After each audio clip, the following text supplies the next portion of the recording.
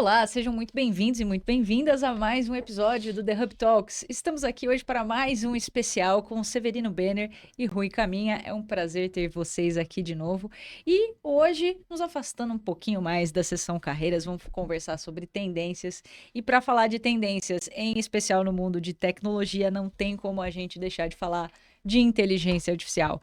Você que está aí curioso para saber como que inteligência artificial vai impactar o mercado, as tecnologias, até as nossas vidas, queria ouvir de vocês, dois empresários que lidam com empresas que estão no ramo de tecnologia ou que, no mínimo, perpassam tecnologias outras o tempo todo.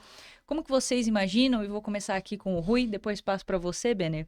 Como que você imagina, Rui, esse futuro tecnológico? Como que você está observando essas implementações? Talvez ali até um pouco da sua perspectiva jurídica, sua perspectiva empresarial. Como que você vê o mundo de inteligência artificial? Muito bem, muito obrigado, Isabela. Obrigado, Severino, por estarmos juntos aqui no mais um The Hub Talks. É, e esse é um tema que muito me agrada, né? Eu tenho feito pivotando minha carreira, acho que pela 8ª vez ou 10ª, no último ano, né? Para esse tema de IA. Como você sabe, a gente montou o Maestria, que é uma jornada de capacitação em IA para gestão, né? Focado em gestão jurídica, mas gestão como um todo. Então, eu vejo dois momentos em relação à questão da inteligência artificial. Eu vejo um primeiro momento, que é o que a gente está vivendo agora, ainda de reação, né? As organizações e indivíduos buscando meios de compreender e reagir à questão da inteligência artificial, como isso vai afetá-las em termos de negócio, em termos de estruturas, de o que vai mudar nos fluxos. Então aí, nesse primeiro momento, acho que tem desde uma questão de capacitação, e capacitação não é fazer só o curso, mas no sentido assim de nivelar conhecimentos básicos do que afinal é IA, do que ela pode ser feita, o que também não é. Eu acho que a IA, ela não é um substituto de todas as tecnologias, é muito mais um complemento, ao meu ver, porque para começar ela não é uma tecnologia transacional, como são os seus sistemas. Você não vai transacionar dados ali, organizar um fluxo de atividades através da IA. O objetivo nitidamente das plataformas até agora não é esse, e não parece ser, porque ela não vem para ser um Armagedon das tecnologias existentes, ela vem para ser um complemento delas, né, de tornar mais eficiente uma série de processos, mas não para substituí-los, né, mas sim tornar mais eficientes.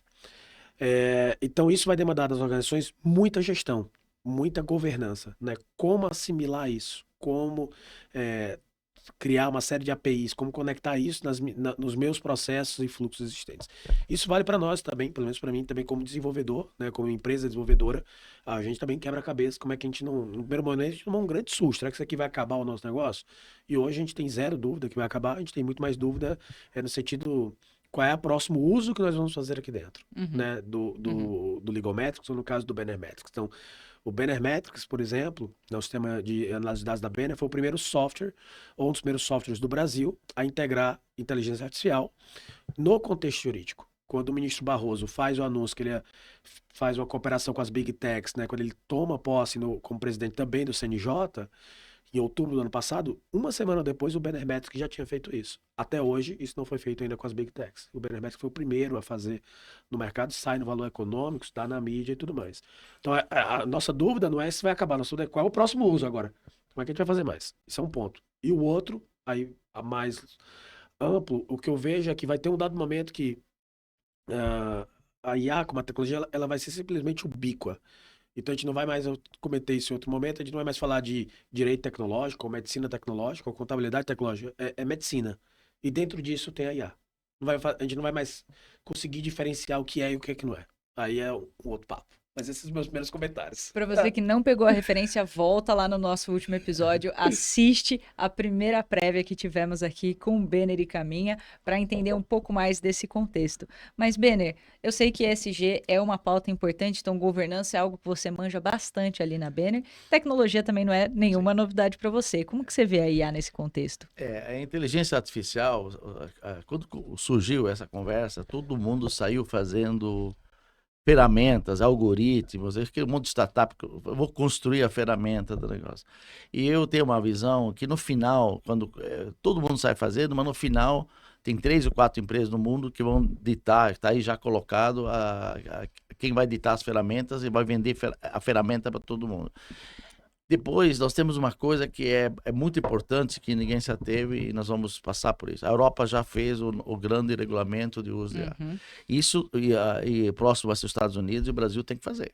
Porque nas eleições Já agora, está em andamento. nas próximas eleições, vocês vão ver o que vai ser a festa de uso indivíduo de imagens, de voz, assim por diante nesse negócio. Isso não dá para ser assim. Então, IA e LGPD tem um conflito aí, né? Quer dizer, eu tenho que proteger meus dados, mas todo mundo quer usar meus dados.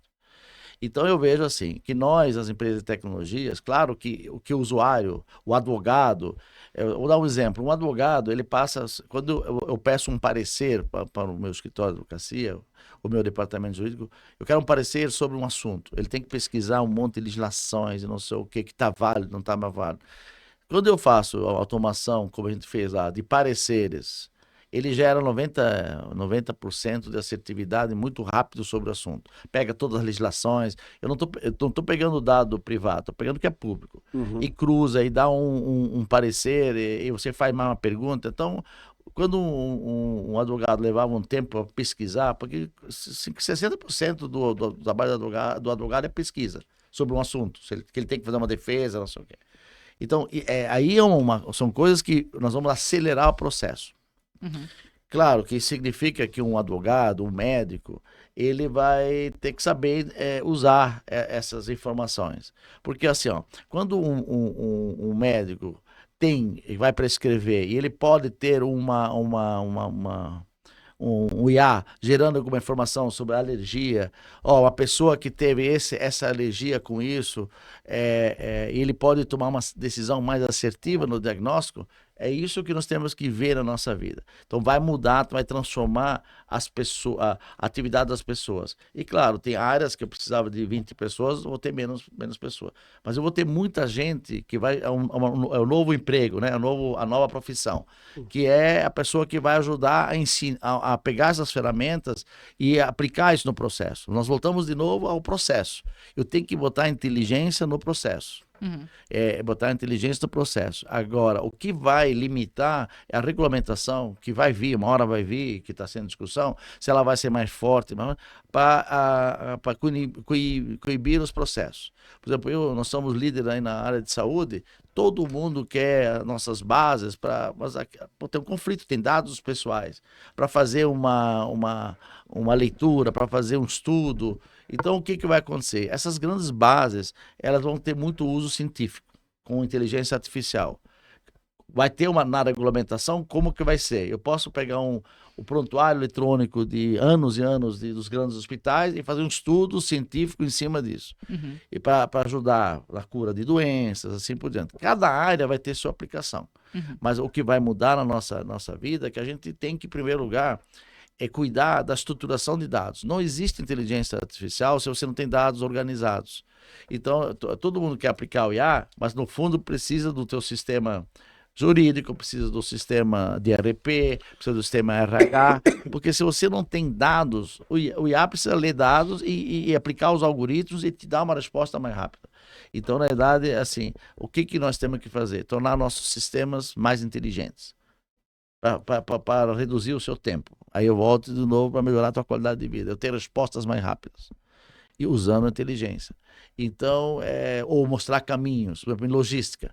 Eu uso inteligência para fazer qual a rota mais rápida para eu entregar mil entregas no dia. Uhum. Então eu uso a inteligência, vejo o trânsito, Google, Waze, para ver qual o caminho e qual a ordem, antes de eu carregar o caminhão, qual a ordem que eu tenho que fazer. Então, nesse momento, a inteligência artificial, ela ajuda a economizar tempo e dinheiro. Sabe que eu estava conversando com um engenheiro esses dias, ele está me contando o problema do carteiro chinês, que é justamente um problema matemático que tenta resolver aí, algoritmicamente, essas questões logísticas. E essas questões todas, né, de regulação, de como que vai ficar a IA, de novos trabalhos que estão surgindo, a gente comenta todas elas, inclusive no curso do Maestria, na nossa capacitação em IA, porque hoje a Europa já está ali com o AI Act, eu acho que vai servir de bastante inspiração para o Brasil. Vai ser a base. A gente costuma se inspirar bastante, né? LGPD, GDPR foi mais ou menos a mesma história, história. Por enquanto, o Brasil só tem a EBIA, né? Estratégia Brasileira de Inteligência Artificial. Mas eu achei legal que você comentou exatamente sobre a área médica e esse conflito, né, da Lei Geral de Proteção de Dados e, ao mesmo tempo, todo mundo querer esses dados para alimentar as inteligências. Eu acho que é por isso que lá em 2015, entre 2015 e 2018, a gente falava tanto sobre os dados serem o novo petróleo, né? Era, na verdade, uma preparação para alimentar esse grande sistema que seriam as inteligências artificiais. E eu lembro de ler um paper, um artigo de design especulativo, fazendo justamente uma proposta em que a pessoa poderia controlar a venda dos próprios dados. Um design especulativo é aí um projeto de futurismo, e a ideia seria justamente essa. Eu posso, sei lá, eu tenho meu smartwatch aqui, que controla, percebe algumas mudanças pessoais, e eu posso selecionar quais dados eu quero disponibilizar para a Banner, por exemplo, para que a Banner capte e comercialize essas informações, justamente porque há um benefício aí por trás. Então seria uma ideia assim, todo mundo sai ganhando. E eu acho legal também acompanhar esses projetos científicos, porque como você falou, né, no campo dos estudos científicos também podem surgir novas propostas aí que sejam muito legais. Existe um projeto na área de saúde muito legal, que está sendo discutido, mas que vai virar uma realidade. O Ministério da Saúde está criando o maior prontuário eletrônico unificado de todas as informações. De todas as pessoas que vão no médico, isso vai ser centralizado num projeto que está em audiências públicas.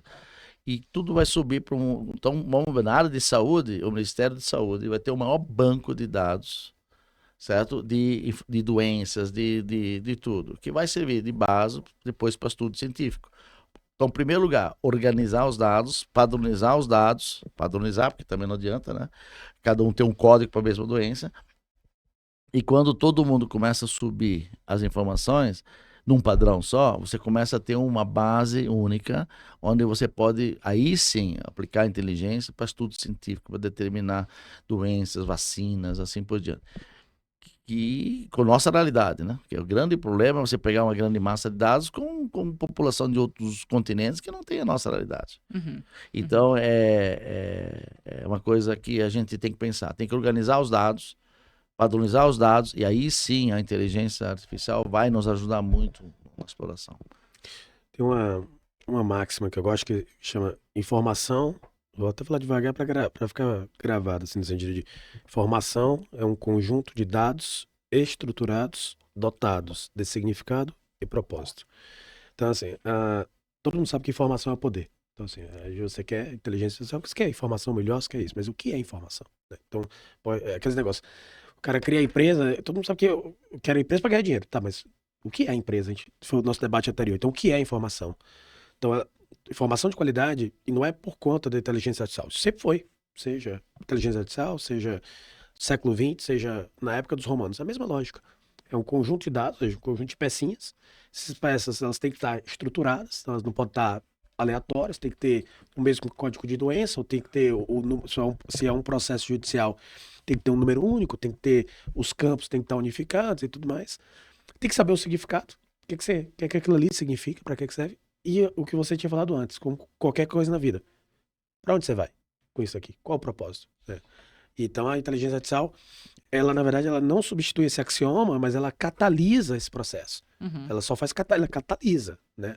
Ela vai catalisar, ela vai tornar isso mais eficiente. Mas o axioma é o mesmo, não muda. Né? A estrutura não muda. Você, Isabela, como jornalista nesse mundo de editora, você deve ter já se deparado que está se tornando chato.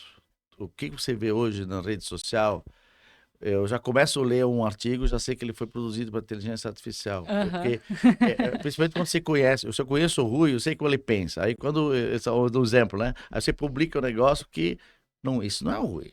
Aí tu lê um pouquinho, tu vê que até a imagem que é colocada, em primeiro lugar, eu botaria uma outra imagem para não cair. A imagem já diz que é inteligência artificial. Então, o mundo vai ficar preguiçoso. Acho que a inteligência artificial vai resolver tudo. Mas existe uma coisa que o que pode ou não pode vai determinar o limite. Todo mundo acha que vai poder usar todos os dados, todos o quê. Então eu digo assim, vai ter uma limitação do que você pode ou não pode. Porque hoje, por exemplo, não é fácil você proteger os dados. Porque se você quer, você vai aqui na 25 de março, você pode comprar lá um CD, agora nem é mais nem CD, eles dão um acesso você pode ir lá e dizer, eu quero das 10, do 1 milhão de pessoas mais ricas, eles te dão uma declaração. Então, o que vai mudar? Se você usar um dado desse, você vai ser penalizado. Certo? Se você usar um dado que não tem fonte segura, Fidedigna. você vai ter problema. Então, eu acho que vai ter uma mudança aí muito grande nisso, mas o IAT não vai perder sua importância, mas ele está dizendo quem vai ganhar muito dinheiro com isso são as grandes empresas com a ferramenta, e cabe a empresas aplicar isso nos processos de negócio. Aplicar isso da inteligência, os ERPs vão ser mais inteligentes, os sistemas de clínicas vão ser mais inteligentes, usando isso. Sim. E é isso que eu acho que é nosso papel, facilitar a vida das pessoas para tomar decisão, mas lógico, sempre de olho no que pode e não pode, que hoje pode tudo, né? Mas isso não vai mudar. E uma coisa que você tinha comentado, só para um ponto que eu acho que vale a pena ressaltar, todo mundo, outra pergunta eu vou perder meu emprego, né? Acho que essa é uma pergunta que todo mundo faz quando você emerge uma nova tecnologia. Então você vem com o telefone, os telegrafistas, cara, agora deu ruim, né? Aí quando você depois vem com o fax, que é operar o telefone, agora foi. A questão é que, de fato, a gente não tem mais os telegrafistas, né? Mas eles viraram depois operadores de telefone, depois viraram assim. A abertura sempre é maior do que se perde. A tendência de evolução tecnológica da humanidade é essa, né? Que o que se abre de novos postos de trabalho é sempre superior àquilo que se perde com a inovação. Claro, se você tiver uma visão muito limitada, você vai achar, vai sair, o movimento ludanista britânico do século XIX, você quer sair quebrando as máquinas. Mas, ao meu ver, não é isso o problema. A gente vai ter muitas oportunidades, na verdade, e oportunidades mais interessantes. Aí, pegando o gancho que facilita a vida. Porque se você pensar bem, a nossa capacidade intelectual do ser humano ela é gigantesca. Mas porque a gente demorou muito para sofisticar as tecnologias, né? Até a invenção da máquina a vapor, a gente só conhecia 2 tipos de força, a do cavalo e a do homem, né? Era só isso, né? Tanto que a gente chamava horsepower. Agora, a gente vai ter a inteligência artificial fazendo pelo nosso cérebro o que, ao meu ver, né? O que a máquina a vapor fez pelos nossos músculos no século XVIII e XIX com a Revolução Industrial. Então, a gente vai ter capacidade criativa, que é o que a IA vai ter sempre uma limitação, sensibilidades muito maiores, porque ela vai estar exatamente fazendo aquela tarefa que o contador ficava até meia-noite virando para fechar balanço, fazendo lançamento manual. Então a gente vai ter situações agora que você já fez isso na automação, né? Mas vai ter análise e tudo mais que vai ser muito interessante. Eu só vejo essa situação assim, positiva do ponto de vista de abertura de novos postos e sofisticação da capacidade da intelectualidade. Apesar de que vai ter o lado preguiçoso também, mas para quem souber aproveitar, é um novo oceano. É impressionante, né? As sociedades estão falando muito qual a profissão vai ser. Todo mundo, isso aqui vai diminuir, essa profissão vai sumir, não sei o quê. Mas não existe nada, nenhum projeto. Você, o que vai ser ruim? É como retreinar essas pessoas para outras funções. Né? Então, essa mudança de profissão, não existe nenhum projeto, nem na escola, nem na faculdade, nada disso. Não existe, né? Não existe uma mudança de currículo, nada disso. Ou seja, o que nós podemos ter um gap, né? Você pega um call center, você põe hoje lá você parece que está falando com uma pessoa, mas você está falando com um robô, com inteligência artificial. Você fala, você não é mais um chatbot escrito, é falado, é voz.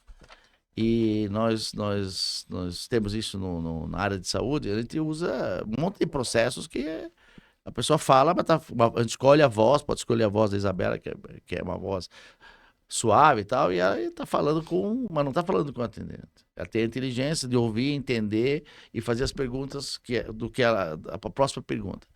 Então, o que acontece? Então, agora, essas pessoas que estão lá, para que nós podemos preparar elas? E aí, qual o caminho que um Senai, um Senac, o que poderiam estar exercendo para mudar isso? Nós tivemos isso na Revolução Industrial, teve, né, o cara fazia uma coisa e foi... Quando a máquina veio, nós precisávamos de operador de máquina. Sim. E a gente tinha só mão de obra manual. Então, agora, esse tempo da mudança que pode ser fatal para uma faixa de pessoas. Quem está entrando no mercado de trabalho já vai escolher, o jovem, né, o seu filho, meu filho, já vai escolher o que vai fazer. Certo? Mas quem já está no meio da jornada, como é que ele vai migrar? O que tem hoje de programas para ele fazer? Vou aprender isso, vou aprender aquilo, certo? Então não é fácil, porque nós temos hoje há muitos anos 500 mil vagas em aberto no Brasil de tecnologia, está todo dia na mídia e tal, e a gente não consegue transformar pessoas que não estão na área de tecnologia em outras profissões para vir para ser programador, analista, assim por diante. Por que isso não se resolveu, né? Se tem um monte de desempregados, né? Isso vai acontecer novamente com a inteligência artificial. A gente volta um pouco para os temas do episódio anterior, falando sobre pivotar um pouco os negócios.